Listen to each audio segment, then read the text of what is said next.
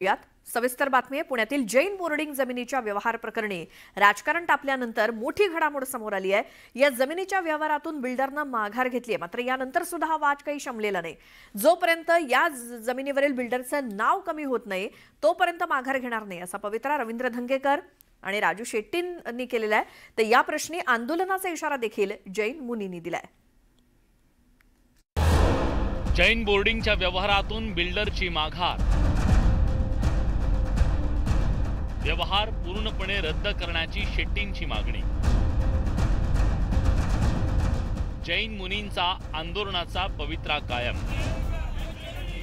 गेल्या काही दिवसांपासून पुण्यातल्या जैन बोर्डिंग जागेबाबतच्या व्यवहारावरून पुण्यातलं वातावरण तापलंय। या व्यवहाराविरोधात जैन समाज रस्त्यावर उतरला होता। हा व्यवहार रद्द करण्याची मागणी केली जात होती।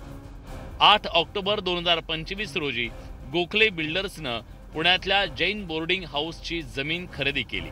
जैन बोर्डिंग हाऊसच्या विश्वस्त मंडळानं गोखले बिल्डर्स सोबत सेलडीड केलं। विशेष म्हणजे याच गोखले इस्टेट आणि गोखले फ्युचर कंपनीत मुरलीधर मोहोळ भागीदार होते।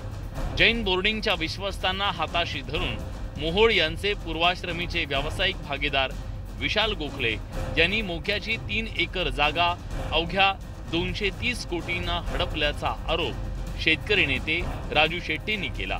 तर 2024 मध्ये आपण गोखले इस्टेट कंपनीतून बाहेर पडल्याचं स्पष्टीकरण मोहोळांनी दिलं होतं। शिवसेनेचे नेते रवींद्र धंगेकर यांनी या प्रकरणी आक्रमक पवित्रा घेतला। केंद्रीय राज्यमंत्री मुरलीधर मोहोळ यांच्या विरोधात आरोपांची मालिका सुरू केली। जैन बोर्डिंग जमीन प्रकरणी शनिवारी मुरलीधर मोहोळ यांनी जैन मुनींची भेट घेऊन जैन समाजाला अपेक्षित असेल तेच होईल अशी भूमिका घेतली।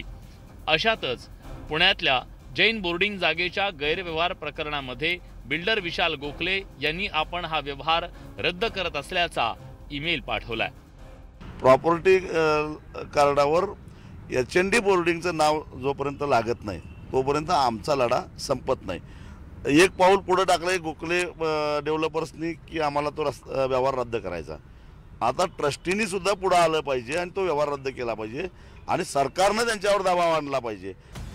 या प्रकरणात बिल्डरनं माघार घेतल्यानं आम्ही स्वागत करतो, मात्र ट्रस्टींनी स्वतः समोर यायला पाहिजे आणि हा पूर्ण व्यवहार रद्द केला पाहिजे अशी मागणी राजू शेट्टींनी केली आहे। मी मुरलीधर मोहोळ यांना विनंती केली की केवळ पत्र दिलं म्हणून आमचा लढा संपणार नाही, तर हा व्यवहार पूर्णपणे रद्दबातल झाला पाहिजे। सरकारनं पुढाकार घ्यावा। धर्मादाय आयुक्तांनी 28 तारखेला सुनावणी घेतलेली आहे। त्या सुनावणीसमोर ही पत्र आम्ही हजर करूच, परंतु ते काही असलं तरी हा व्यवहार पूर्णपणे रद्द होणार नाही तोपर्यंत आमचा लढा संपणार नाही। बिल्डरकडून हा व्यवहार रद्द झाल्यानंतर जैन बोर्डिंग व्यवहार प्रकरण सुरुवातीपासून लावून धरणारे शिवसेनेचे नेते रवींद्र धंगेकर हे जैन बोर्डिंग हॉस्टेलमध्ये आले। हा व्यवहार रद्द झाला असला तरी धंगेकरांनी आपला आक्रमक पवित्रा कायम ठेवलाय। बिल्डरांना हाताशी धरून वेगळ्या पद्धतीने एखादी संस्था कशी मोडीत काढायची हे प्रयत्न करत असताना हे सगळे पुणेकरांचा आवाज आज सगळ्यांच्या ताकदीचा दिसला। त्यामुळे गोखलेंनी आज मेल केलाय, पण हा मेल केल्यानंतर खऱ्या अर्थानं तो व्यवहार अजून रद्द झाला नाही। आरोप करणार आता खुलासा विचारणार आहे आणि ह्याच्यामध्ये मग जनतेमध्ये जे जे सामाजिक कार्यकर्ते आहेत, सगळे माहितीचे अधिकाराचे कार्यकर्ते आहेत, त्यांनी हे सगळे तपासावेत आणि ह्याच्यामध्ये दोषी ह्याचा शासनाचा या मंत्रिपदाचा किती विशाल गोखलेंनी फायदा घेतलाय आणि लाभ किती घेतलाय हे समाजाला कळेल। परंतु आता आमची लढाई संपलेली आहे। जैन बोर्डिंगचा व्यवहार रद्द करून चालणार नाही। जैन बोर्डिंगचा संपूर्ण ती 3.5 एकर जमीन ही जैन धर्माची जमीन गिळंकृत करणारा जो आका होता तो दुसरा तिसरा कोणी नसून मुरलीधर मोहोळ जे आहेत हे त्याच्या मागचे सगळा कटकारस्थानाचा भाग होता। यांचा केंद्र सरकारमधून राजीनामा झाला पाहिजे। हा व्यवहार तर रद्द झालाच असता, आज नसता झाला तर उद्या झाला असता, कारण एकंदरीत त्यातला अनियमितता आणि त्यातलं जे काळबेर आहे हे बाहेर आल्यानंतर तो व्यवहार शेवटापर्यंत जाऊ शकत नव्हता।